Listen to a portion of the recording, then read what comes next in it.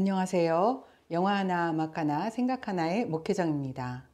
프랑스 남부 프로방스 지역을 배경으로 한 영화 마농의 샘은 아름답기만 할 것 같은 자연이 인간의 운명에 개입된 이야기인데요. 영화보다 더 유명한 OST는 베르디의 오페라에서 가져왔습니다.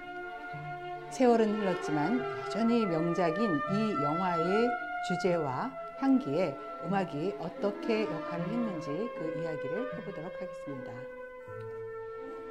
20세기 들어서도 여전히 물은 인간의 필수 조건이었기에 샘이 있는 땅은 탐욕의 대상이 됩니다.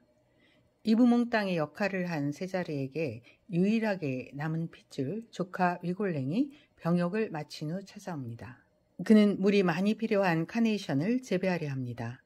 한편 샘이 있는 땅을 상속받은 장이 아내와 어린 딸을 데리고 귀농을 합니다.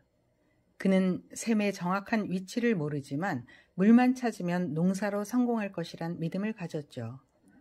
그러나 그는 사고로 죽고 세자르와 위골랭은 헐값에 이 땅을 사들이고 카네이션을 성공적으로 재배합니다. 한편 장의 딸 마농은 성인이 되어 근처 산에서 염소를 키우며 살고 있습니다. 위골랭은 성인이 된 그녀를 우연히 보고 사랑에 빠지지만 어릴 때부터 싫어했던 그를 받아들일 리 없죠. 마침 지질 검사를 하러 마을에 온 학교 선생님을 사랑하게 되기도 했고요. 샘을 차지하려는 세자르와 위골랭의 나쁜 계략이 있었던 것을 확인한 마농은 마침내 물길을 막아버립니다. 그러나 선생님의 설득에 화답하며 마을 사람들이 물이 다시 나오기를 기다리는 기도제를 지낼 때 마농은 물길을 다시 터줍니다. 이후 사랑에 절망한 위골랭과 탐욕이 드러난 세자르는 차례로 세상을 등집니다. 세자르는 죽기 전 마농이 자신의 혈육이었음을 알게 되지만 그가 할 수 있는 유일한 일은 재산을 그녀에게 남기는 것뿐이었습니다. 이 같은 대서사의 요약은 물의 권력자가 어떻게 바뀌었는가 수준일 수밖에 없고 중요한 것은 운명이라는 키워드와 관련된 인물별 이야기일 것 같습니다.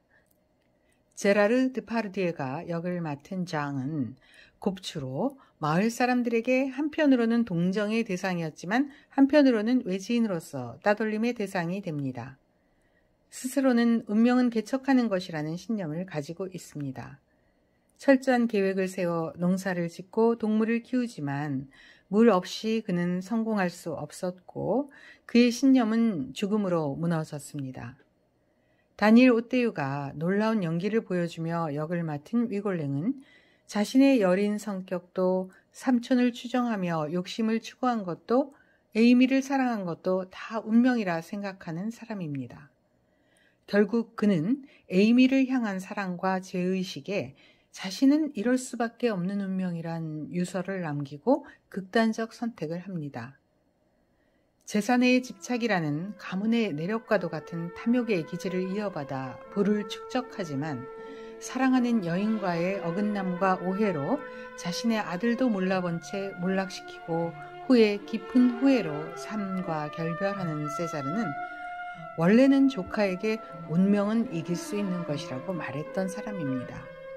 그러나 정작 그 자신 사랑했던 여인의 편지를 받지 못하는 우연으로 이 모든 비극을 품고 떠나면서 우연이란 운명의 힘을 절감해야 했던 사람이죠.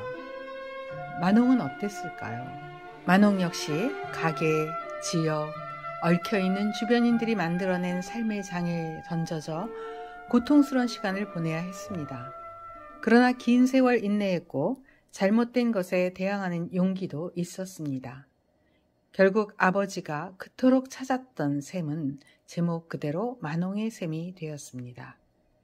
이조차 운명인지 세월의 흐름 속에서 그 힘은 약해진 것인지 그녀가 이를 극복한 것인지는 관객 각자의 판단에 몫일 것 같습니다.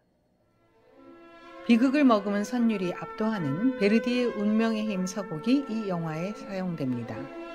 이 오페라는 딸의 사랑을 반대하던 아버지를 비롯해 이 사랑과 복수에 얽힌 세 사람이 죽음에 이르는 이야기입니다.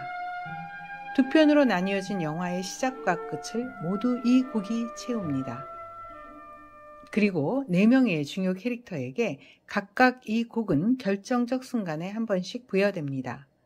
장이 프로방스 로마랭에 도착해 너무 아름다워 이곳에 평생 살고 싶다며 희망에 부풀었을 때 창밖을 보며 하모니카를 불고 아내가 노래를 부르던 곡이 이 곡입니다. 폭우가 쏟아지던 날 마농은 세자르와 위고랭에 대한 분노를 아버지가 불던 하모니카로 같은 곡을 불며 삭힙니다.